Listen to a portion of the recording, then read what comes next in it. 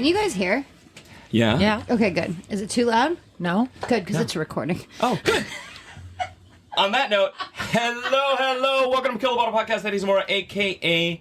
the Yum Yum Foodie. If you couldn't tell, Megan is pressing buttons and talking her shnikes. You like that, shnikes? No? You don't? No, I'm going to go now. Yeah.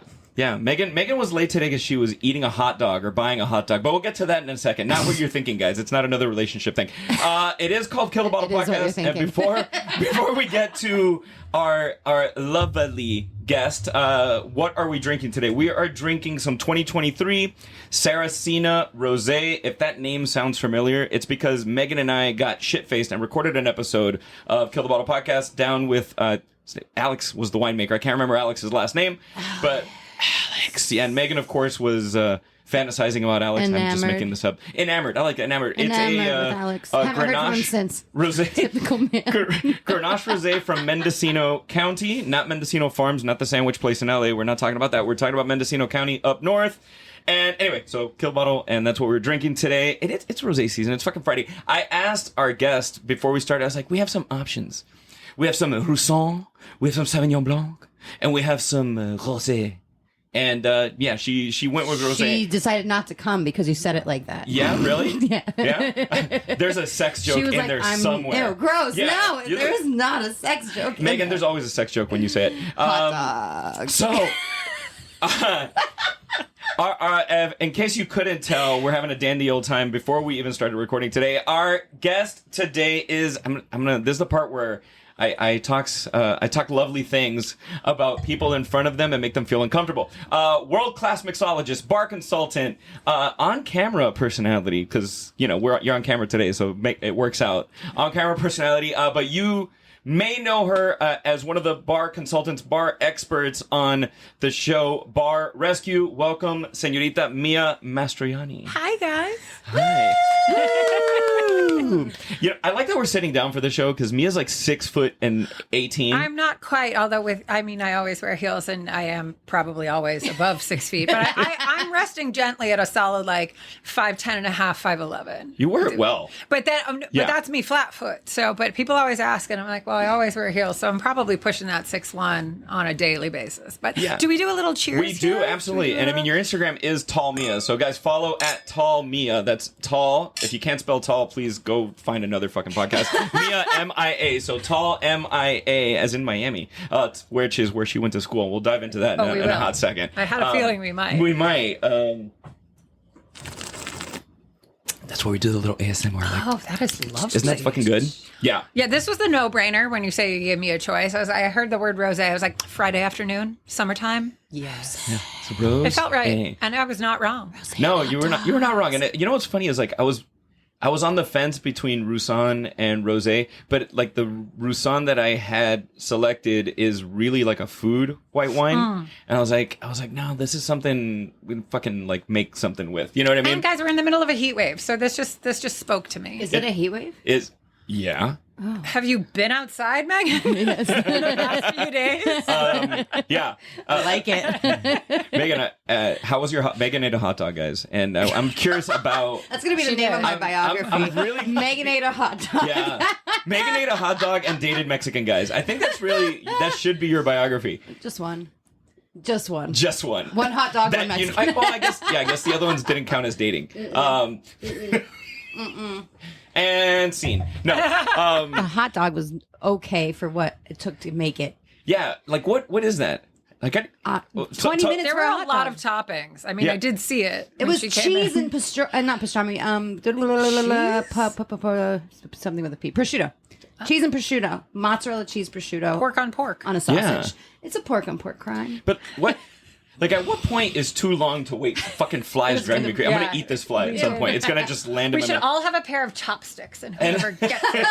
Yeah, so a fly made its way into the pecking room. And this, as many shows as we've done back here, this is the first time a fly gets in. It's a special guest. Let's just call it the mascot. That's the mascot of today. I like that. Of today's fly. Yeah, how long is too long when you're waiting for something before you start to lose your shit? You have to think about what it is that you're ordering, because is this item meant to be served cold? Then it doesn't really matter. is if it's meant to be served warm or hot, like French fries. Nobody wants a cold French fry. Like when it starts to get that texture of cardboard, and you're like, no, that's not okay. Unless you're really hungover and it's McDonald's and it's there still on your bed from the night before because that's how depressed you were. I'll allow it. Yeah. It's not a preference. How about that? But Megan, for you, I will allow it. I think I slept on it. But in terms of a hot dog, I mean, that's something that you can prepare relatively quickly. You want it to come out, and if you're getting like cheese on it, as yours was, you want it to be hot and melty so you can enjoy it. No one wants a cold dog. What about behind the bar? How long is too long? Oh, No, I mean, we're doing all of it. Yeah, I mean, Perkins, when I worked at a breakfast restaurant, we got a whole meal. Like it was like a 7-7-10 rules. 7-minute breakfast, 7-minute lunch, 10-minute dinner. That's how fast it got out. And that was the rule, but it's corporate. It's also Perkins. but that's a good. So I mean, when you're talking about like having systems in place and having a kind of timeline for things, I think that's a really accurate level of expectation for a guest. I mean, you always want to greet a guest. You want to make sure they have water. The water can buy you some time because if they if you get busy with somebody else, like if you give them a water before you start doing anything else, the longer they have to wait for their drink, it kind of like it dissipates any of the anger or frustration that you would get otherwise if they didn't have anything. And it's like if they're ordering something that's slightly labor intensive, or if you have a crowded bar and you have to do something else, like just that acknowledgement can go a really long way with some people. But I think, in terms of cocktails and in terms of like, I don't know what kind of situation you're thinking or how busy, but I just remembered a really long time for a cocktail for me. For a cocktail that is being built or shaken, you want to get proper dilution, you want to get proper temperature, right glassware, it takes a minute to prep a garnish. You just gotta make it perfect. So these things That's what take I feel time. for the bartender at that point, especially if they're busy and you're like, I'll have the most complicated cocktail you I have. will take a Ramos Gin Fizz. Oh my god, dude! That's and there's that fucking bar in New Orleans that they have the shaker machine. So guys, Ramos Gin Fizz tell me what this is a spectacular gin cocktail that is like it's made for Popeye, really. It really for is. the amount of shaking. It's arguably the most labor-intensive cocktail out there, or one of them, because essentially you're creating. The drink itself is like 90% texture. You're creating a meringue that actually lifts up out of a Collins glass, and then you dribble some carbonated water in that kind of lifts and elevates the entire meringue portion of this, and it's made with egg white and cream. So there's this whole amazing. like dairy aspect, but to achieve the proper texture of this foam, it's labor. When I say labor intensive, you gotta shake that. Yeah. I mean, well, the place in New Orleans will judge you on how high your foam will raise. It's it's a little flat. I always Well, judge. they have a machine like at Home Depot that shakes the paint, but that will shake the cocktail, and it's made for the cocktail shaker. Great. And it's they're cranking them out behind the bar, but that's how this place is known for the Ramos And Gin Fizz. arguably, you would need a paint shaker. Yeah. Or God bless the elbows of your service staff. Yeah, it is labor intensive. But the reason I even asked about the amount of time is when Megan was talking about the hot dog. I remember going to Maison Premier in Brooklyn for the first time, and Maison Premier is a James Beard award-winning bar restaurant. It won for their oyster program, if I'm not mistaken, which is crazy that you win a James Beard for oysters. You're for shellfish that is just in its natural state. But they're let's be real. But again, when you have a drink at Maison Premier, it's gonna take a minute, and it's like they take your order and they disappear. And then eventually, it was like 20 minutes later when my drink showed up. And thankfully, it was so good that I was like, fuck it. All right, cool. But there are certain places where you're like, I'll allow it. Like when it's that good, when you take that first sip and you're like, oh, I taste the love in it. Okay. Yeah. It's like it That's how I feel about dissipates all Chili's. of your frustration and anger. It's like, oh. The Chili's drink with the little gummy fish, that's really how I feel about that. Is that a thing? I don't know. I remember seeing it in like Wayne's World, and I remember it looked like they were at Chili's, and they had the big giant. Garth had this giant goblet. Yeah. We had gummy worm shots back when I first started drinking, like 12. No, when I turned 21 is what I should say. That was a big thing. Our gummy worm shots. 2012. I already lived Very here. fruity. I don't even know what was in them. The fuck. And there was a gummy worm in it, and that's what we got. That's it. That's my story. That's the I'm not story. talking anymore. Good talk. How does Great story. Tell it again. Yeah. So when I was 21. where in the so to speak How do you end up in University of Miami? Because I need to know this. That's a fun story. I don't know if it is or not. So where did you grow up? I grew up in a suburb of Boston, Milford, Massachusetts. It's, I don't know. It's not a big town, but it's not. My mom likes to say it's a booming metropolis. Population what? Oh, God, I don't know. But my high school graduating class was like 320 or 350, something like that, to give you an indication of the size of the high school. And it was just one high school? Yes. Okay, yes, that does give everyone an indication. So I was going into theater. I wanted to be a theater major. So I auditioned at all of these different schools around the country because I didn't really know where I wanted to go. So I auditioned at schools in New York. I auditioned at schools on the West Coast. And I also auditioned at the University of Miami for their conservatory BFA program. And it all came down to, I'm the second child. I have an older sister. So it came down to how much financial aid I was going to be able to get and whether or not I would be accepted into their program based on academics and your audition, essentially. And then, so the reason why I was afforded the ability to go to an out-of-state school from growing up in Massachusetts is my mother was a flight attendant. So my parents said, if you can get into a school that's out of state, we didn't have to, we flew on my mom's passes, which is great. So it's like sometimes we'd go to school a couple days early or a couple days after, depending on the availability. It's not like the world is now, where flying is so much more constricted and restricted. But at that time, we had that luxury. So my sister went to school in Texas. I went to school in Florida. And Florida was one of the schools that I had gone down and visited and did the audition, in person. And one of my sister's best friends from high school, who's a dear friend of mine and was 2 years ahead of me, he was at University of Miami. And so when I went down, I saw him. He gave us the tour, and I was like, this place is beautiful. I mean, the campus. Yeah, campus at UM it's right next to my high school. Stunning. Yeah, it's it's in Coral Gables. Yeah, it's a beautiful area. It feels really safe. And I was like, you could actually go to school here. And I don't like cold weather. I don't. Hence, I went to school in Miami. Were you dorm and now or I live off in campus? California. I lived freshman year. I was in a dorm. You have sophomore to live year. in a dorm your freshman year. You do? Okay. Yeah. As you can see, I didn't go to school. Sophomore year. I was trying to educate you. I was in on-campus apartments, and then junior and senior year, I was right across the IM field at an apartment complex that was adjacent to the school. I used to hang out at Mahoney Pearson dorm quite often. Yes. I lived in Hecht. I lived at Hecht. I was almost murdered by a football player there. Oh, my And that's stars. for another day. Good talk. We did not know we were dating the same girl. Yeah, so good on her. Needless to say, I did not date said girl after said moment. Yeah. I don't know why I'm saying I'm being very vague, but yeah, this gentleman did play in the NFL and was a rather large human being. And when you see large human being knocking on said dorm door, you it can really raise some eyebrows. Yeah, sure. Yeah. Sure. So Yes, anyway, it was a that's lovely my campus. That's how I ended up. story. In Miami. My story's like the exact opposite, and yours is it sounds very Cinderella. Like, oh, I'm beautiful, Miami, and meet me. I ended up in northern Colorado on the Nebraska side of Colorado because I didn't take my SATs, and that was the only school I could get into. And I was kind of awesome though. And I did want to theater. I was a theater major, but never got into the program, so settled on education. Just tacked that bad boy on. Had to deal with the cows and the smell and the snow and the ice and got stuck there for 15 years. So I want to be in Miami. Miami was nice.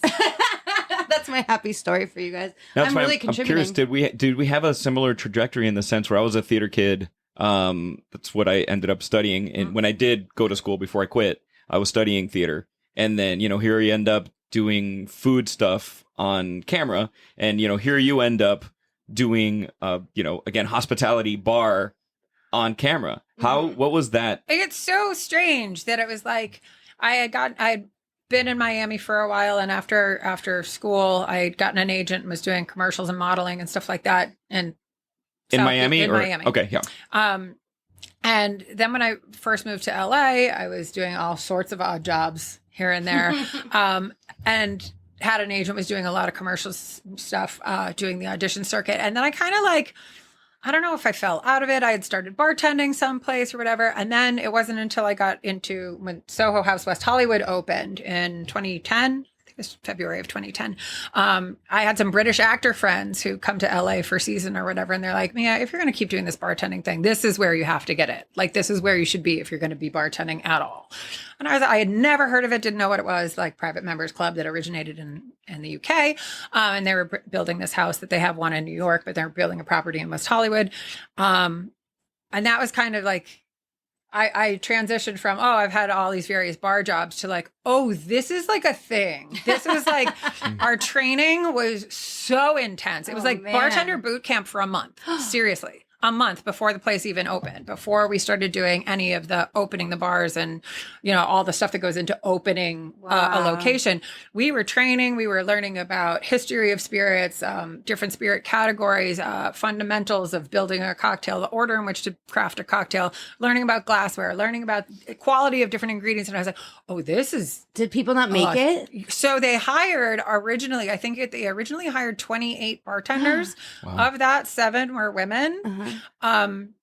And we all trained together for a month and learned all these cocktails and went down to Young's Market and we had all these sponsors. We literally made cocktails every day for hours. Wow. And then the stopwatches came out and they started timing us. No. It's like Hell Week for the fucking Navy SEALs. It's 100% motivated by fear. Yeah. Like that was and I didn't have any inclination of where I was on the spectrum. I was just motivated by fear. And I'm very competitive, but I was like, I really took to it. And I really was like, this is something that I really enjoy doing and whatever. And I was learning so much and I was really dorking out on so much that I didn't know about before. And it was just a really exciting time. And then once the club opened, every single day for like the first, week or something, someone got called to HR and they didn't come back up. Wow. So someone got fired every day. Dude, you were on American Idol without being on American Idol. It was wild. So I was there and I was playing last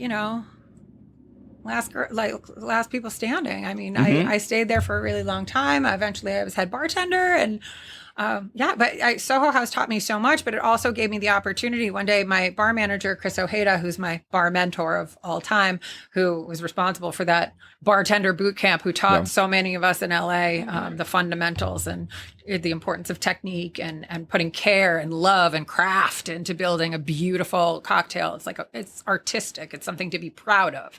And that whole ethos that went along behind it was fantastic.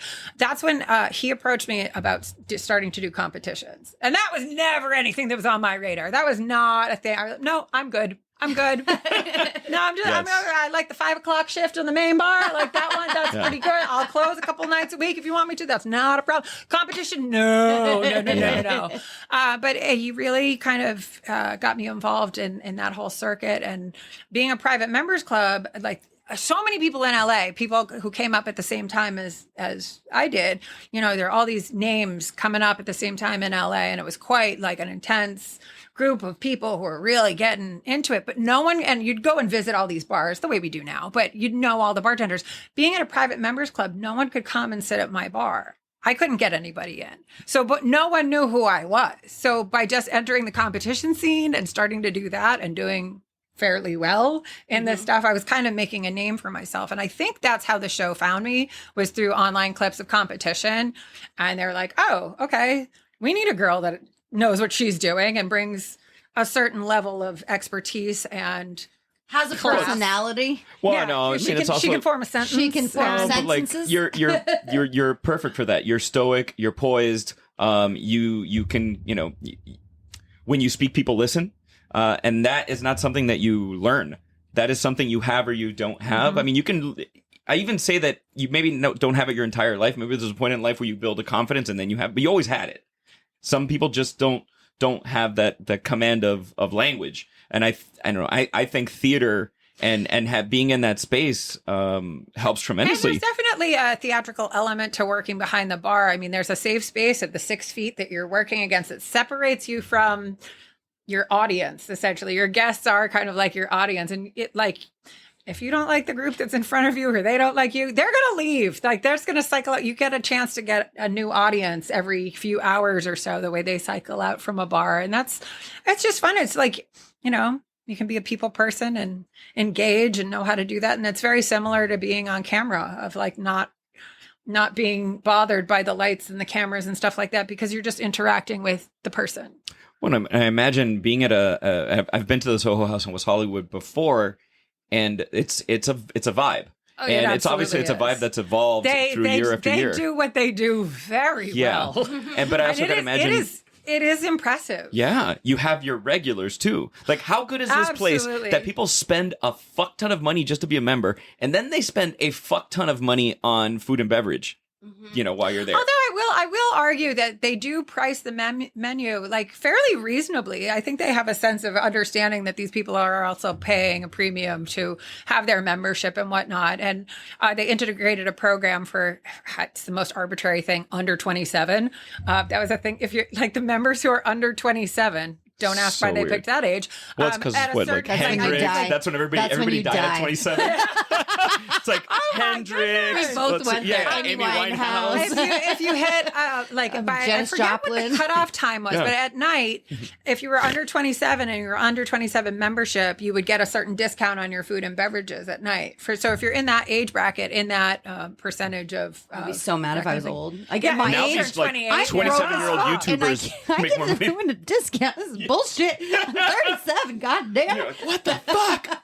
Damn it. There is something called like the 27 Club, though, that literally all the people that died at 27. Is that crazy? That's very sad. Yeah. Way to bring it dark. Yeah. Guys. Sorry. Always. That's why I don't work at Soho House. That would be the first. Welcome. It's you like want to join the 27 it's got to be wild too I gotta imagine there has to be like a fucking NDA and a half to work at Soho House because we signed our lives away within that first month of training. There was a lot of classroom that went along with it as well, of like philosophy of how to treat a guest and all of that stuff. But we had to sign a piece of paper for getting the shoes that we had to wear. Like the shoe contract was a thing. Everyone thought that was the most hysterical. So that was a thing. I don't know if they do that anymore, but Do you have a free membership for life? No. What the hell? No, they don't. Here's what the thing. in the world? And again, you have to think. Megan's negotiating. Get out.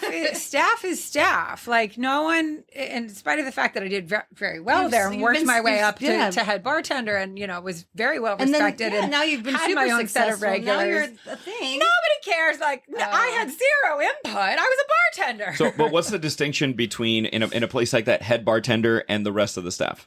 It was more just figurehead. And a few more responsibilities like inventory, making sure things were stocked properly. Problem solver. No, what about like cocktail design and things like that? Not so much. Our beverage director really, curated the cocktail list and changed them out seasonally and stuff like that. But you had to stay on top of your stuff to know what you were doing. So it was a figurehead position, but it was also kind of a liaison to management in terms of communication and staff and whatnot. So, but that opportunity is what led to my television being on camera presence doing cocktails. And I was like, once that light bulb went off, I was like, oh my God, I'm doing the two things that I really, really like. Mm-hmm. And it was so serendipitous that I was like, oh my God, I worked really, really hard and decided out of high school that I am going into theater. I want to study theater. I want to do this.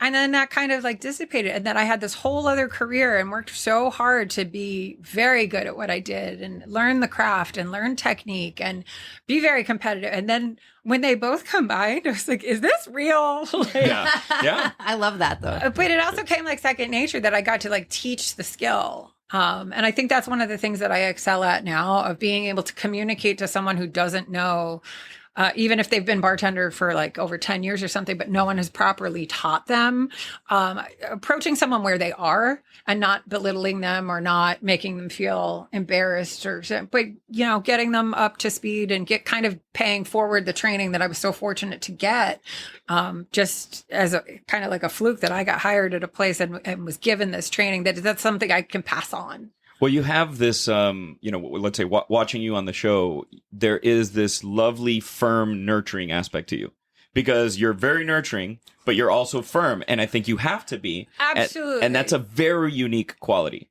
because some people can be overly firm or overly nurturing. And it's finding that middle ground. I think the philosophy of me going into an episode is that I will be your number one supporter. I will champion you. I will teach you. And as long as you pay attention and respect me while I'm trying to do what I am there to do in a very short amount of time. I mean, we shoot an episode in 4 days. Yes, and that is a part of the argument of being rather harsh with some of these people, because you have to drive in the importance of, yes, you are losing a certain amount of money. Yes, your doors are about to close in a certain amount of time. You don't have the luxury of flaking or not taking this seriously. Yeah. And it's like, sometimes you'll go in and there'll be a crew like, aren't you here to clean our bar for us? Aren't you here to do this? Like, we can't make you look good without you doing the work, without you taking this serious. Like, there's no magic wand. Have you watched the show? Like, I can't make you look good at the relaunch of your new bar if you don't learn these cocktails. And we only give them 5. Like, it's not that challenging. But thank you for so I do approach with, I will help you. I will go in, but as long as you respect me, I will champion for you. And there have been a few instances with people who did not want to be there, and people who did not like me, and we're not there for the train, like, did not want to be a part of the training. How could you not like this smile? I know. Who would fight with you? Yeah. There's a group of people that really don't like me. I assume it's like chauvinistic dudes and jealous chicks. That's usually what I would align. It's not always streamlined. Although some of my favorite episodes have been when I've gone in and faced a group that's all male bartenders who, and obviously they think I've been doing this longer than she has. I know a thing or two. I remember there's this one bar I was at with these, they're all like big guys. And I can say that because I'm a tall woman. They were all bigger than me. During one of the trainings, literally, I cracked up the entire crew. I body checked a guy because he would not stop making his drink, picking up his glass from the bar top and pouring in the air, which is very dangerous. I will say, if someone bumps you, if you slip, if anything happens and you drop that, broken glassware behind the bar is one of the number one liabilities. Like, if it gets in your ice well, then you gotta you're fucked. You gotta burn your eye. And then it's a disaster that can set off all of execution of cocktails for like a good half hour and beyond. Like, and in addition to, there have been people who like to use a glass to scoop ice. Oh my gosh! I have a friend in Miami. One of the horror stories. He has scars up and down his forearm because he had done that, and the glass shattered and shattered his, cut his entire forearm. Oh my gosh. And that is why you don't do that. And then there's glass in the well, there's blood in the well. It's a whole thing. But like, that is the teachable moment there. I tell his story, like, this is why we don't do it. Mm-hmm. So there's this one guy who constantly, his habit was picking up a glass and pouring in the air. So I was like, he wasn't listening. So I finally just hockey checked him. And he almost went into one of the camera guys who's like set up on an apple box and on like a thing. And he's like, oh my God, I didn't see it coming, Mia. I almost went over, but that was awesome. It was that one moment where all of a sudden that staff was like, okay, we respect her now. She knows what she's doing and she's not going to mess around. Like, we got to stop playing around. Like, we got to do this. Speaking of like holding the glass and pouring, what would you say is the most like easily fixable common mistake that bartenders do? That is a good question, because there's so many little things that can make such a big difference. What jumps to mind is like just mise en place, like having there's a place. People are listening who watch The Bear. They're like, oh God. Mise en place. No, sorry. Yeah, Explain, please. So mise en place is everything in its place and a place for everything. And it's like, if you keep your bar set up organized, where you pick up a tin, you do your thing, you build a cocktail, it goes right back where you got it. So that if someone else comes into your station and you're all on the same page or whatever, and every station is set up the same way, someone else can easily come. It's like ballet. You come in, boom, there's my tin. Just keeping an organized station, that is kind of like fundamentally will keep someone on track throughout a whole night of service. And it's such an easy thing to do. But if you're not used to it, if you use a spoon and just arbitrarily put it down, and the next time you get a stirred cocktail and they're like, I need to make a Negroni. Oh, where's my spoon? Where's my spoon? Yeah. Who has my spoon? Someone took my spoon. No one took your spoon. You just didn't put it back where it goes. Yeah. And it's something so small. So it's such the littlest thing that makes such a big difference. And it's such a time saver with efficiency. And that's always like a thing when people are waiting for drinks at a bar and don't, I had an or like waiting for a hot dog. Like, with that recently. Tell us every dish because tea. Folks know I'm not a bartender. I know how to make a drink and I understand flavors really well, but I do not want to get behind a bar.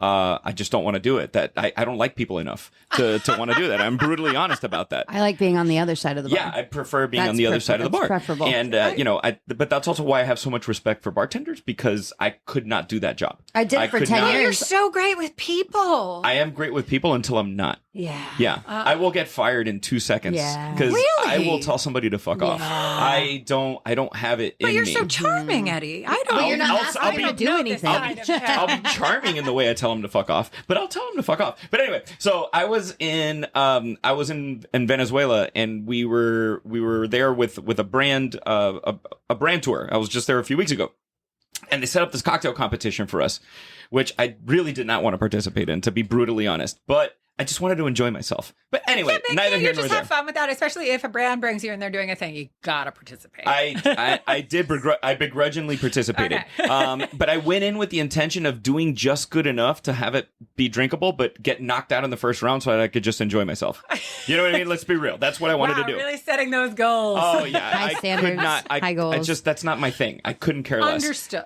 So I go behind the bar, and they had us set up in like another room, so we couldn't see the setup, we couldn't see what we were gonna do, blah blah blah. Or you blah, couldn't blah. see what anyone else is doing. So the mise en place point of this is I walk up to this fucking like section of bar, dude. There is nothing is marked. Shit is like thrown all over the place. And walking into chaos is just. I walked into a slight bit of chaos, and it's not to make an excuse. I fucked up. I literally was like, the clock was running down and I couldn't find shit. And I was supposed to make 2. I made 1. And then I forgot. Oh That's when you put in 2 straws and say, it's meant to be shared like Lady in the Tramp. And I was like, it was so bad. I felt embarrassed, and I never feel embarrassed about shit. And I was just like, oh, Vey, I fucked that one up.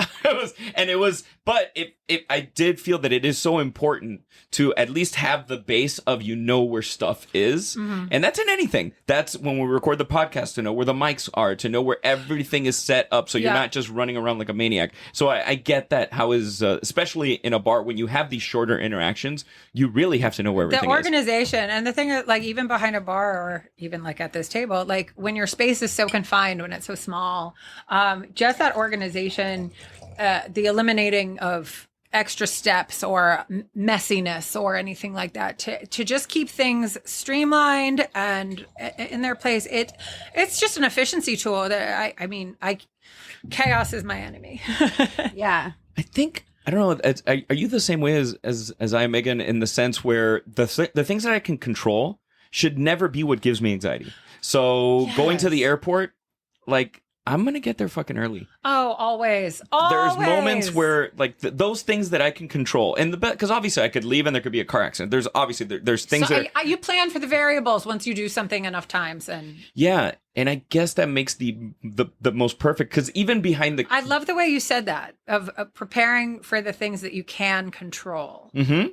And just get that set out. Anyway, so I'm thinking out loud. But but that's a really great example of like travel, for sure. And we both do a lot of that. So. And speaking of like, travel, and you do, an episode is shot in 4 days. How much prep or how much are you given ahead of time? Nothing. I love that. Now, is that something that's on purpose? Yes. Okay. Yeah. Or, because trust me, I've worked in TV where we ask for something and people are just they keep lazy. our exposure very minimal. And then once we get there, we're kind of given what the concept is going to be. And then it is our job to come up with the menu of the 5 cocktails that are going to be. And because I always over prepare. I know we're going to end up with 5 cocktails, but I always present either 8 or 10 to the culinary department to give options. Because if you do I've had it happen where, like, early on, I've done the show now for 11 years. So I know the variables. And it's like, I have never had a job that long. How about relationship that long? I've never had a relationship. I'll co-sign that with you. I haven't had friendship not the that 11 long. years. My dog lived that long. Oh, see, that She's is a dead now. relationship. Yeah.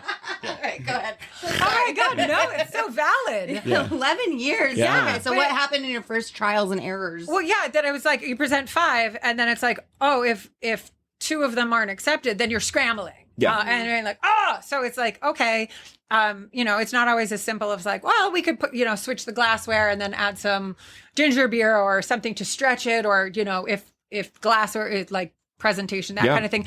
I always over prepare just for preparing for the variables. I guess the person that says no, who are they? Well, obviously our host and executive producer, he signs off on everything because it is his it's his concept. I want to see. He is very hands-on for every single detail of that show. Yeah. His hand is on everything. His brain is behind everything. And I have the most respect for that because it's his name that is on that show. Yeah, at the end of the day, something happens, he's the one that gets blamed for it. So when he comes up ultimately with a concept or what's going to work or the direction a certain bar is going in, based on the demographic of the area, based on the medium household income of the area, of what this area can afford, how we're going to price the menu, all those minute details are thought of in advance. So the show does a ton of preparation in terms of the areas that they go into and looking at the areas and how many bars are in that area, what their competition is, what they're lacking, to put in something that there isn't. So you're not competing with an identical bar across the street.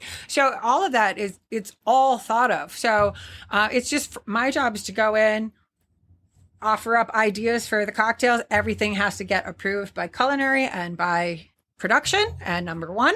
And then my job from there is to work with the culinary team so that I'm ready to go in and train.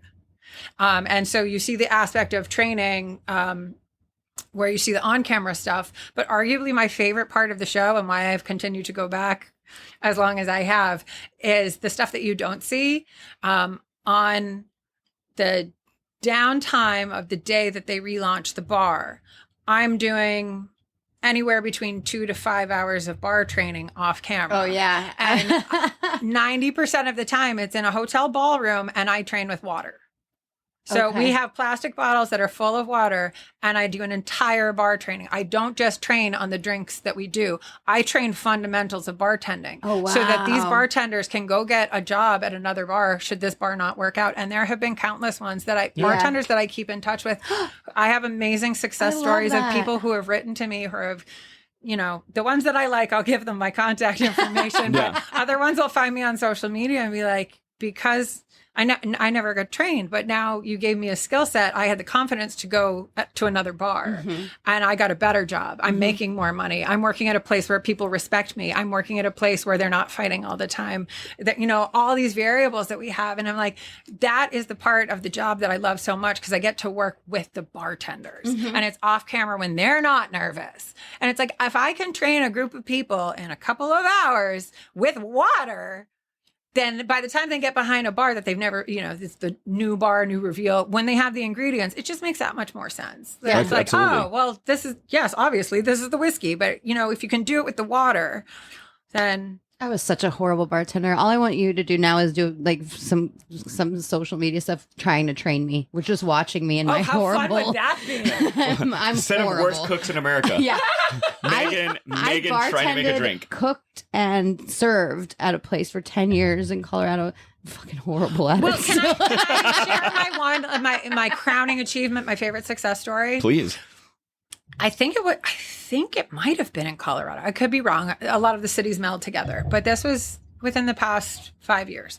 I went to a city, was doing what I do, got in with this group of girls, and from day one, there was this one girl. She had never held a strainer, never used a strainer in her whole life. And the first time when we were assessing what they're doing, didn't know where to find a strainer, didn't know how to hold a strainer, didn't know how to use a strainer. And I would just like yell at her, strainer. And like, she would just get flustered. She was flustered by the camera.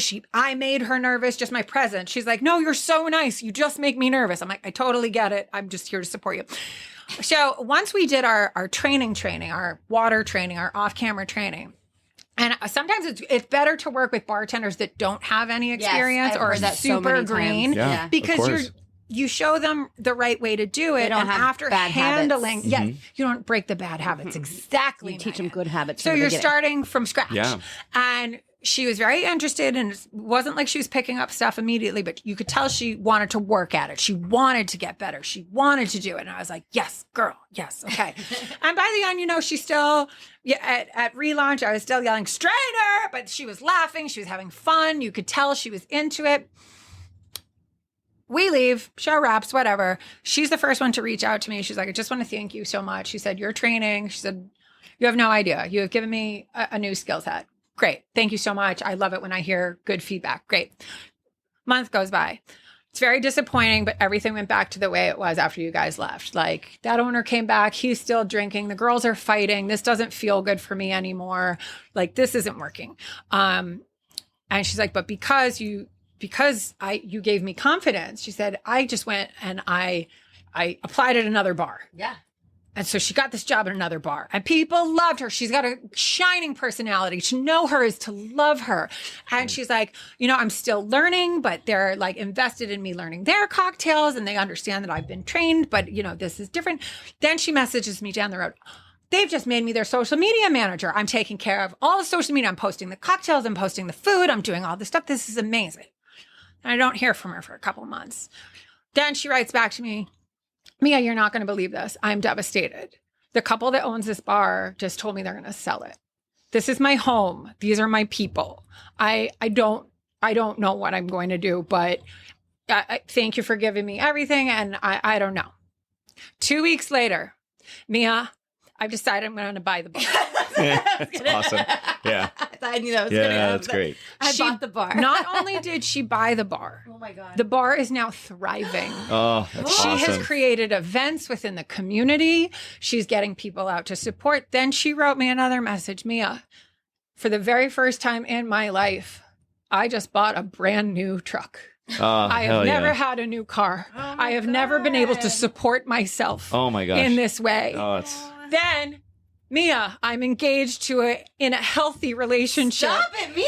She just had a baby. Oh my God. They just brought I keep it, and I'm like, this is my success story. Yeah, of course. This is a girl who wanted it and worked for it. And it's that hospitality story of being able, just that impact that you can have that you don't even know. You never know. Yeah. And she is my shining example. Yeah. And she'll message me with like, I'm doing drink specials. What do you think of this? I'm like, sounds disgusting. Go for it. It's like all Midori or not Midori, like Malibu. It's like Fireball. I'm doing like all this stuff. I'm like, I would never, but crush it. It.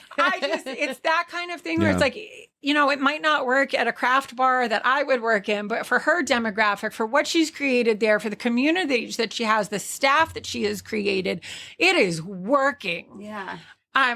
She has surpassed the owners that she came from on that episode.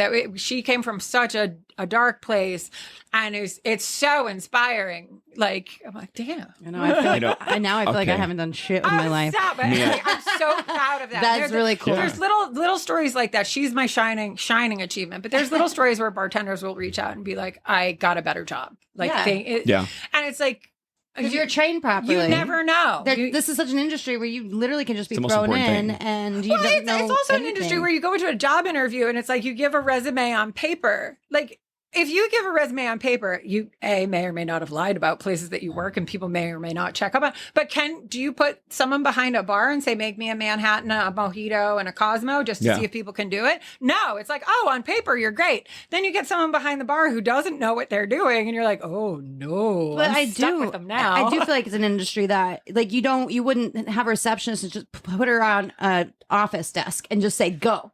Like there is specific training. There should be. And there should be for this industry. Are you a paralegal? Like, yeah, sure. You need to go, like there is bartender school. I know that. There is places you can go for that training, but no one can, like they'll hire whoever. You know what I mean? And then they'll train with whatever they want to train. And there's no standard, you know, for everybody. So it can be a toss up. Yeah. I have a confession. You got me. I do love people. I do. Knew it. I do. It's hard for me to admit sometimes because it's transparent in who I am, but first of all, I don't think I could. I think I'll lose faith in people getting behind a bar. To be brutally honest, I think that'll affect that in me. But I do love people. I think sometimes we create. If you say it enough, you create enough of a facade that you can push back on that. But yeah, you caught me. I love people. Like, what are you gonna do? Heard. Another thing that is challenging. Heard. I do.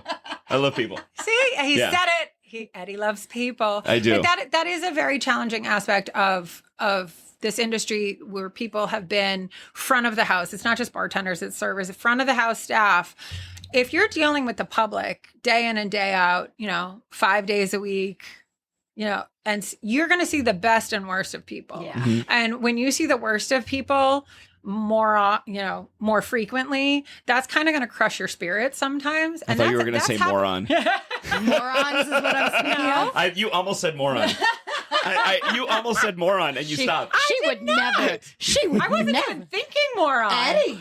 Freudian slip. Anyways, but if you see that side of the darker side, the more aggressive side of humanity, it's going to break you. And there's been several times in my trajectory of my career where I've taken a step back from bartending, saying I hit my limit with people, and you just need to not be with people for a little bit. But I always go back to it because it's what I love. See, that's why I started teaching, is because I can control those people to become adults. Like when I go in the mornings, middle schoolers, and I had a bad drive, I get them. But you're shaping the people, Megan. I'm like, I drive. Megan the Mold. That is so Megan important. the Molder. I draw 4 lanes on that whiteboard, and I'm like, this is the fast lane. I need you guys to go home and tell your parents this is the fast lane.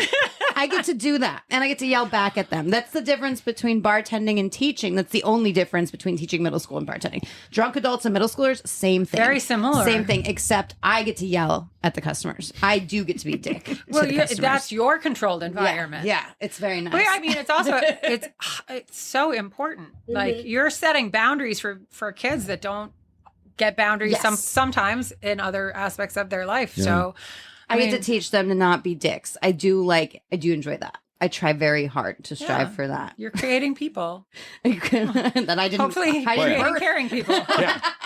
I don't know if I should be around children, to be honest. Yeah. I don't know who gave me this license. Yeah, what is this? Thank you, state of California. Yeah. Hey, thanks, state of California. Well, but, it's funny you're talking about the essentially the way you behave behind the bar, the way you engage people behind the bar, the way you engage guests when you're watching the show. And LA is such an anomaly because you have so many people like you and I who studied theater or are in a band, or this is true. And they could not fucking care less about the cocktail service. They're busy working on the lyrics for their next song. Mm-hmm. They're going over their sides for their audition the next day behind the bar. And it's a breath of fresh air to see, people who there are quite a few folks in the industry out here that were in the arts and they've found a creative outlet in bartending or in culinary.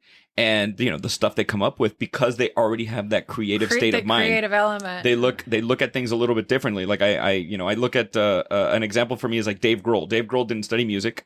Dave Grohl self-taught on the guitar, and he doesn't have the same structured mentality at the way he looks at pieces of music. Where somebody who studied classical guitar or somebody is gonna hear some of that music and be like, no, I wouldn't do that. That doesn't sound right, but it works. Sure. And I feel we get a lot of that out here.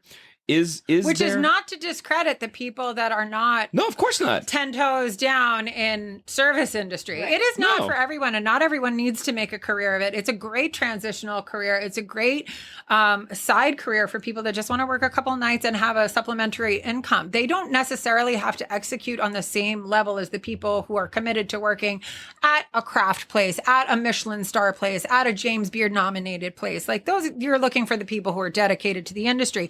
But that is not to cut out any of the people who do it out of just the passion for it and just giving of themselves. There's something about being in service and being able to set your own stuff aside for a few hours and going. And what I love about the bartending is it's the humanity aspect of it, of like putting your own stuff. It doesn't matter how bad of a day you have. I was always taught, like my mother, the flight attendant, she always taught us that at flight school, they were taught when you pack for a trip, you pack 2 suitcases. You pack one of everything you're going to need on your trip, and you pack one of all the stuff you're going through at home that you do not bring with you. Oh my God. That you leave and know that your suitcase, emotional baggage. Yes. Oh my God. And know that suitcase will be waiting for you when you get home, but that is not the one you bring with you. And I would walk into a shift behind the bar, and it was almost like a vacation. It didn't matter if I broke up with a guy or a pet had passed or I was going through something very stressful. It was almost like, for the next 6 to 10 hours, I don't have to think about what I'm going through. But there's something about being in service, even just, providing a beverage or serving a meal to someone and having that element. And some people who go to bars, like that's the most human interaction they're going to get. People who live alone or don't have a big social scene or don't do a lot of stuff, they find community at bars. And there's so much stuff that you can create a community at a bar. And that's why small town bars, they cultivate regulars where people feel safe going in, and, over time they share of themselves and they know that it's a space they're going to be welcomed and feel comfortable and have a meal or a drink and just know what the people that are going to be there. And I think, so not to discredit anyone's like, I don't, well, you're not a craft bartender. It doesn't matter. If you are willing, if you're doing something and you pick up some bar shifts, God bless you. Mm-hmm. You're doing it. Yeah. I mean, well, and this city in particular is just, to me, such an anomaly compared to the rest of the United States when it comes to the bar scene. Because you will walk into a local neighborhood bar like, I don't know, the Grant in Eagle Rock, and it's a local neighborhood bar.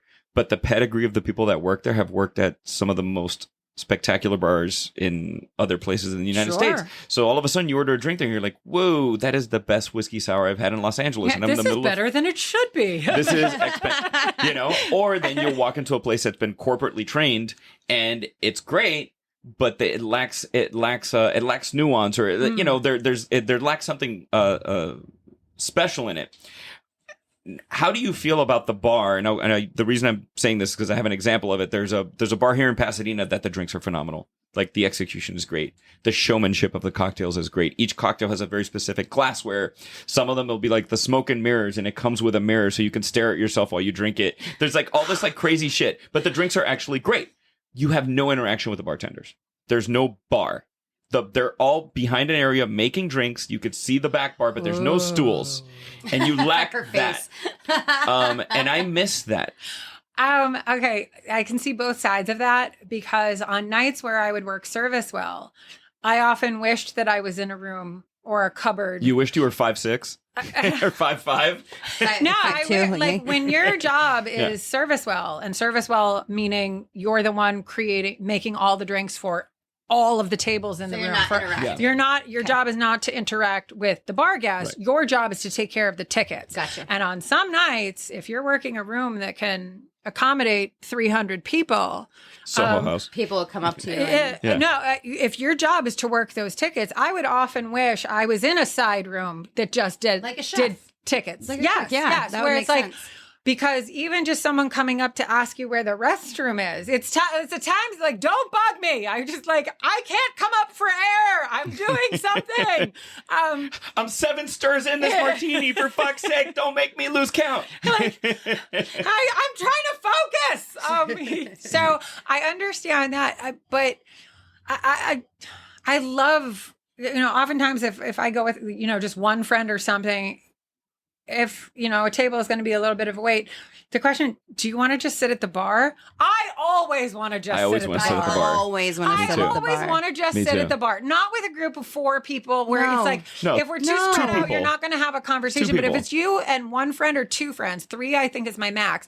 But if there's bar accessibility, I will always want to sit at the bar. I also, it's just a different experience. Even if you're there to have a conversation or have a meeting or whatever and just interact with the person that you're with. The corner bar is the greatest. The 2 and 2 corner bar where you can all face each other. It's the fucking best. That should be for couples. But let me tell you something. Being alone, and if the bar's crowded when with you're groups reading of your 4, LA 3 Times or 2, and doing your crossword puzzle, I just want to sit alone and not take up a whole table. Fucking you couples. I'm so sick of it. Get a fucking table and let me sit at the bar. That's why I'm not a bartender. Do you see that anger? Is that why you're not a bartender? Is it really? Is that what we're going with? Go sit at a table. I don't want to take up the table. I want to sit at the bar. I'm alone.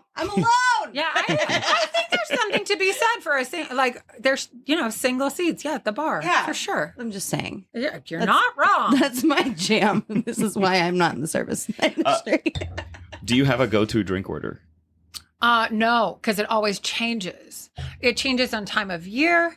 It changes on mood, time of day, the weather. Truly, winter versus spring. I'm the gamut. So today is National Mojito Day, so fuck people, you'll know what day we recorded this. Today's National Mojito Day, and I've had recent experiences in LA, and it happened to me in Napa at a fucking phenomenal restaurant with a very famous chef. What did they do? We don't work with mint. I went to a bar yesterday that will remain nameless, where people were ordering Hugo Spritzes, and they don't work with mint. And I was like, what the fuck are you talking about? What do you mean? Okay, so Mojito is the number 2 cocktail in the United States that's ordered. How do you fucking not work with mint and then complain you're not making money? Okay, so the thing I'll say is a fresh ingredient is something that goes bad fairly quickly. That's difficult to keep fresh. From a financial standpoint, I don't know what mint's going for now. Mint for a is box not very expensive. Really, guys? I feel like everything's expensive fair. now. But so if you're not a craft bar, if you're more of a corporate, I feel I could afford mint. But if you're not like a craft bar, I feel like, okay, I'll give it a pass. But if you're a craft bar and you're doing everything else across the board that's like of a certain quality, I would expect you to have some mint. Although I will say, the bartenders ethos, or there's some, that's not the right word, but it's like mojitos and espresso martinis. There's a couple of drinks that once one person orders them, and everybody orders them. And it's like bang, bang, bang, bang. All you have to do is see one go across the room, and then it's like wildfire. But a fucking mojito is 3 ingredients. I know.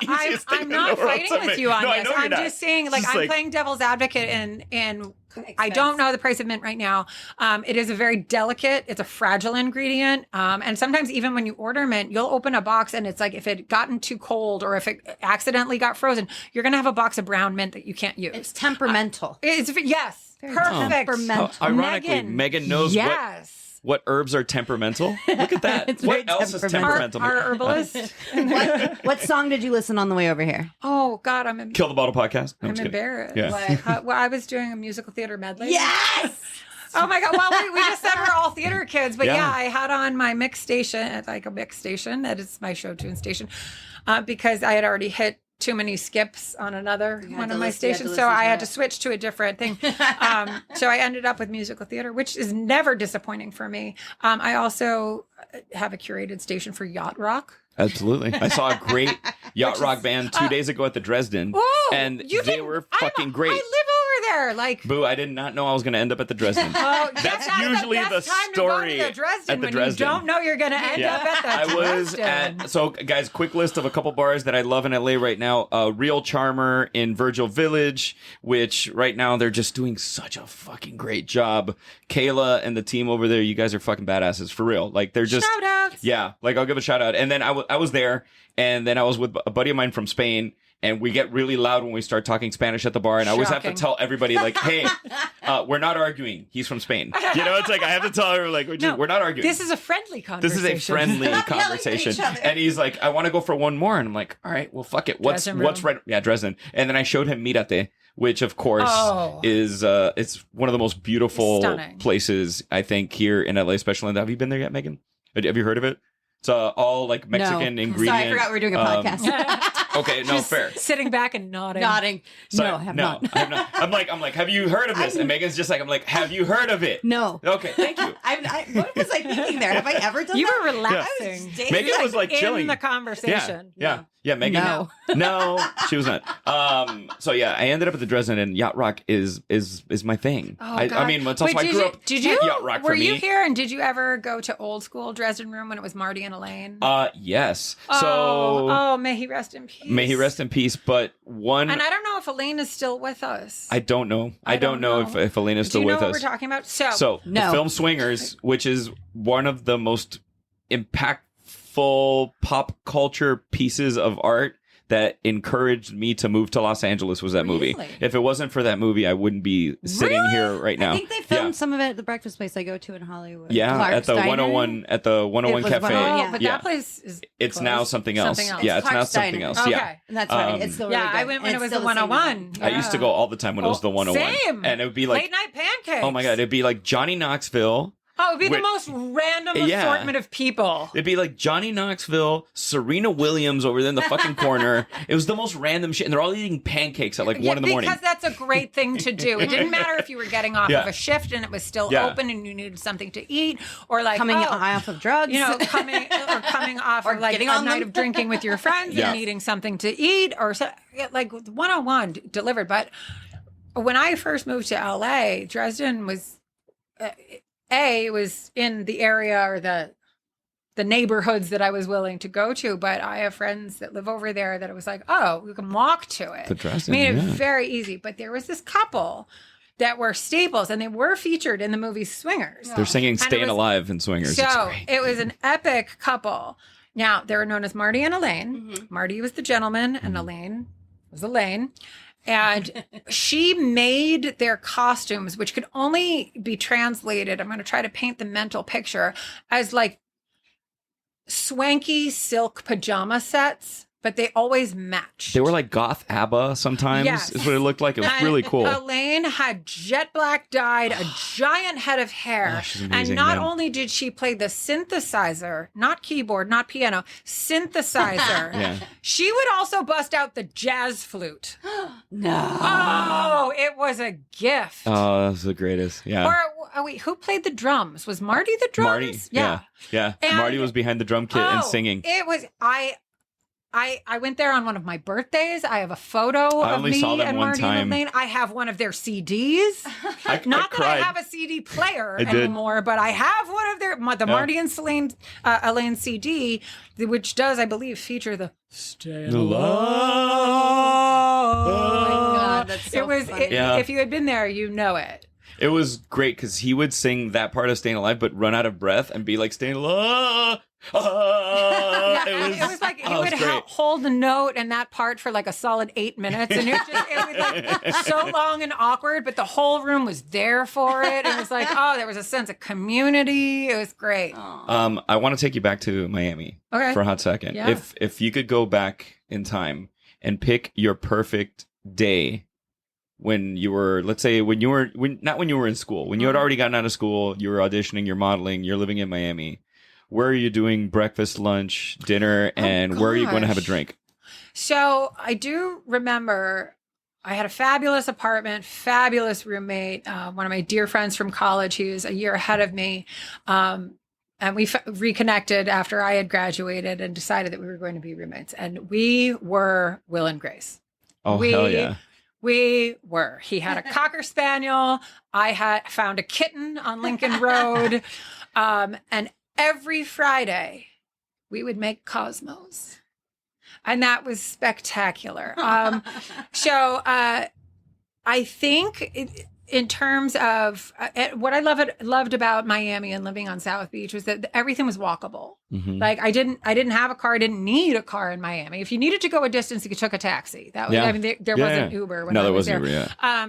So for me, Lincoln Road was accessible. It just like a couple blocks. So we're talking like News Cafe, David's Cafe. I worked at Next Cafe for a hot minute. Oh, I love the cakes at fucking Next Cafe. That was amazing so bakery. Good. I was a server at Next Cafe on Lincoln Road for a hot minute, and oh my god, those brunches. And Lincoln Road, for those of you who don't know it, it's an entire row of high-end shopping and restaurants and coffee shops and juice bars, but it's all outdoors. So everything's all outdoor seating. And oh god, during rainy season, which Miami famous for rainy season, where you're like, oh no, it's coming, and like you'd get a flash monsoon from the sky for a solid 8 minutes, and then it'd be done. But it's like in that 8 minutes, you're scrambling to clear the patio and everything that came along with it. You're like, ah! It's like a hurricane for a few minutes. They were just like, come on a Tuesday. Because you're in rainy season. But like there was no predicting. You're like, oh no, sky's getting dark. Should we watch it? I don't know. So I was at Next Cafe for a hot minute, and I loved, I mean, they're, like you said, their bakery, their cakes, they're baked good. And I am definitely, I run more sweet than savory. Like you can have your hot dogs, you can have your fries, but you put a cake in front of me, I'm going to eat that. Just give me a fork. I don't need a plate. I will go at a cake. Yeah. So yeah, I did that. So News Cafe, also a great place. There was a great people watching like celebrity spot that I can only equate to here we have the Ivy, but in Miami it was, I can't remember. I mean, it's been a hot minute. Well, there was the Forge, which was a little bit further north on 41st by the Fontainebleau. And that was Jimmy's at the Forge, which was right next to it. And then there was Café Nostalgia, which was next to that. And those places you would go to. Your and accent just made me miss Cuban coffees. I offered it when you got to my house. Oh my, no, but like the sugary, teeny tiny, not an espresso. Oh, no, the Cuban coffee. It's crack. What a treat. What a treat. Yeah. I mean, a culinary delight. And if you have not experienced a proper, Café Cubano, una colada. Yeah. Yes. Yeah. Oh my word. Well, if you ever want to see a Cuban woman angry, go to we call it La Ventanita, which is literally translates to little window, and that's where you would walk up. You would get the best. So there was one on Lincoln Road. Yeah, David's Cafe was on Lincoln Road. There was a little place, and a guy that I dated for a relationship I had, a guy I was with for over 3 years, during my time in Miami, he would go and sit at a place on Lincoln Road, and he called it his office. I'm going to my office. It was the little window where you would get the Cuban coffees. I'm like, all right, don't have too many. You're going to get wired. But I mean, just the tiniest little cups that you would share with many friends. And it was like, oh, what a delightful pick-me-up. It's funny. There's a level of nostalgia for me living here for so long, and I yearn for that a little bit. Of course. And I get back and I get to do it, and then... How often do you get back? I go to see my father probably like once every 3 to 4 months. I try to get down there at least to see my dad, but of late I was just there. All right, I'm going to call your attention to something. Bring it. After I do, you're not going to be able to unsee it, but being an avid traveler as I am, my favorite airport is the Miami International Airport, because my name is on everything. That's true. The label for the airport is MIA. Is Mia, yeah. Yeah. It's on signs. It's at baggage claim. It's like, I love the Miami International Airport. Mia, you lost my luggage last time, didn't you? I apologize. Everyone's blaming you for a lot of things right now. But since I went in and out of the Miami International Airport so many times for college and living on South Beach, subsequent to college for many years, I have a sweet spot in my heart for that airport, and I will never not go through there, even though it's subpar to the actual brick and mortar. Of course. The La Carreta. Oh, La Carreta, of course. Oh, it's like I got to go get my fix of my Cuban food. It's genius because there's two restaurants that are like Megan, the rival we're restaurants. Excluding you with our Miami. Well, no, I'm looking at Megan. There's two rival restaurants. One of them is La Carreta, and the other one is called Versailles, like Versailles in France. Yes. They're owned by the same fucking people. and they're the rival restaurants. That's the irony Which of it. is It's genius. the same fucking people own these two. They're the one creating the controversy, which is genius. It's genius. Like Versailles is like the maitre d' is in like a white coat with a black tie. It's a fucking Cuban sandwich place, bro. Relax. But it's like they should do like a Romeo and That's Juliet like- thing happening with between they should them. hug. No, they hug should it just out? like some like the cook should be in love with like the hostess, and then they can't be in love with each other star-crossed lovers. Look at you. and then they kill themselves. Oh, That was- Megan bringing it dark again. Yeah, of oh course. my goodness. The I can do it. Capulets. Shakespeare did it. Blame him. This is true. I'm gonna teach you a Cubanism. So you were talking about the heavy water, like the rains dropping down on Next Cafe, and Cubans will say when it's raining like that, está cayendo un palo de agua. Literally translated is a stick of water because the water's coming down so straight and it looks like a fucking stick, like in the coming out of the clouds. So that's what we say. So now when it's raining hard, that it barely ever rains hard here, you could be like un palo de agua, un palo de agua. Un palo de agua. Yeah, she was good. But yeah, for my junior and senior year, when I literally lived from campus across the IM field, and then there was my apartment. On the monsoon days, we'd have to run across the IM fields with these downpours. And you're like, you could try to time it against the rain, you'd never make it. No, You can't beat and those you can see it rainstorms. coming. Oh yeah. Oh, the fucking wind starts picking up, and like all of a sudden it's But it happens so fast. oh, it's dangerous. You're dangerous. No, I'm just kidding. So where can we find you, Mia, and not in an awkward way? Where you said Larchmont, so guys, she does not live in Larchmont Village. She lives adjacent. Adjacent. All right. We don't need you creeping on Mia. No, we but, do not. I live in Hollywood. Megan lives in Hollywood. Her address is greater metropolis of Hollywood. Oh, sorry, but we right bleeped there. that out. that is a go-to neighborhood because I love Larchmont Village. They've got the Larchmont Wine and Cheese store. They've got a lot of great juice bars. They've got a Greek restaurant. They've got pizza plate. Like that's just a great. I like Larchmont And Village they a lot. do a fantastic. They do a farmers market on Sundays, and they What's do great like, people a small watching. one. It's nothing funner than seeing Jonah Hill stuffing pizza down his face. To where I am. At Larchmont Village Pizza. So socials. where on socials? On Where can folks find you? You can find me on Instagram at tallmia.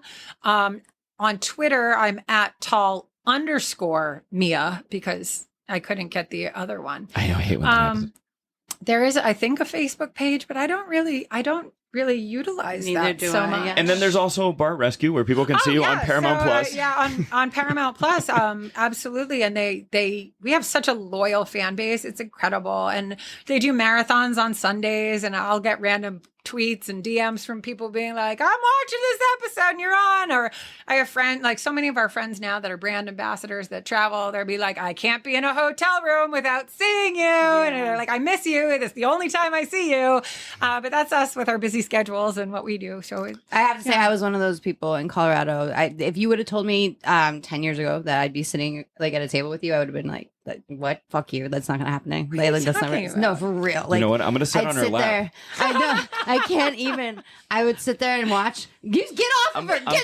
I'm just sitting on her lap. it's like I'm Santa. I would sit there and watch Bar Rescue for hours and hours, and I'd go when I traveled to cities. I'd see the ones that they'd rescue, and I'd go try to see the bars. Like so that's the thing. So a lot of so many of the fans are diehard, and they will plan their vacations. If they're in a city, they're going to check out the bars, and they want to go and see the people that they saw on it looked TV. like dream bars. They It had on looked TV. dreamy. That's what you wanted to do. You want to try the food. The food always looked good. You want to try the cocktails. The cocktails always looked good. So fun. I was one of those people. I mean, it's not as much anymore because I moved and my life's a little more exciting now. But I'm not saying anything bad. But I was a huge fan. So this is unbelievable to me. Well, now I'm even a better fan. Well, now we're friends in real life. Yeah. Now I'm obsessed. Which is my term of endearment for people that I know and love. Yeah. So thank you. I'm really excited. You've heard the show before, and the only thing we don't get back in life is time. And sincerely, Megan and I want to thank you and acknowledge you for spending a little bit of time, of your precious time here with us here on Kill the Bottle Podcast. Guys, guys at home, same goes for you. Thank you for spending some of your precious time. There's a gazillion, million, quadrillion, whatever the fuck number amount of podcasts out there. And the fact that you go out there and listen to us means the world to us. We see you. We see the numbers. Yeah.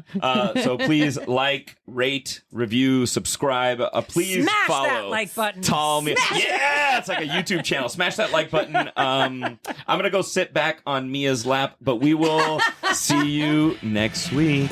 Thank you so much, guys.